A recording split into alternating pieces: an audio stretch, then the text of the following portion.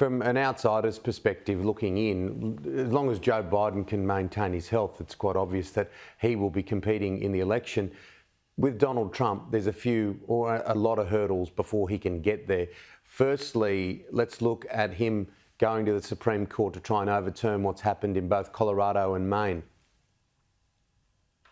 Yeah, Donald Trump has a lot of legal problems, both the problems that could keep him off the ballot because of the U.S. Constitution, which bars anyone who engaged in an insurrection from running for a public office, and also the legal problems related to the criminal trials that could not only keep him off the ballot, but could keep him from having his freedom. He is facing 91 different charges in states ranging from Georgia to New York to Washington, D.C., where he has federal cases for what happened on January 6th and how he handled classified information. So he has a lot of legal challenges, and that could make it difficult for him to make it back to the presidency. But it's also the reason he's running for the presidency, because if he becomes president, a lot of those legal challenges could no longer stand, because he will be the commander in chief. He'll be the head of the government. He'll be able to quash a lot of these legal challenges. And that is one of the motivations that he has for running for the presidency. And it's also animating his campaign. He's saying that these legal challenges are the government going after him, the democracy being undermined by, the person in power trying to take over the apparatus of the criminal justice system and use it against their political opponent. Now, all of those things are false, but that is how he's campaigning. And that is one of the reasons that he's leading in the Republican primary, because that message has received positive reviews from a number of voters in the Republican Party.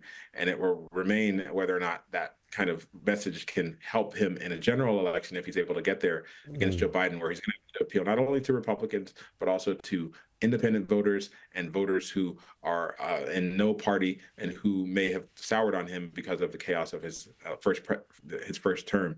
And so that is the big challenge that he has, both through the primary and also being able to be viable in a general election. Yeah, we have a soap opera of a year ahead, if it wasn't so real.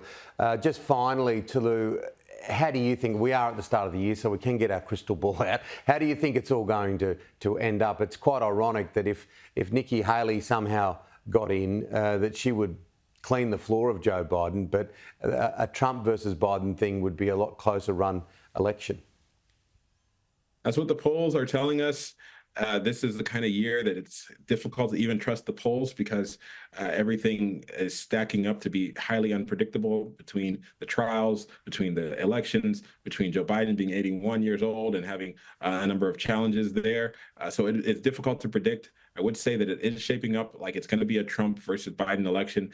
Does look like it's going to be decided in just a handful of states, and it could come down to a few thousand votes, which is the way our elections are run here. So I would buckle in and be prepared for a roller coaster of a year with a major decision being made in November, which could really determine the shape of where this country goes and where the world goes for several years to come. So it's going to be a very, very pivotal year in the history of this country.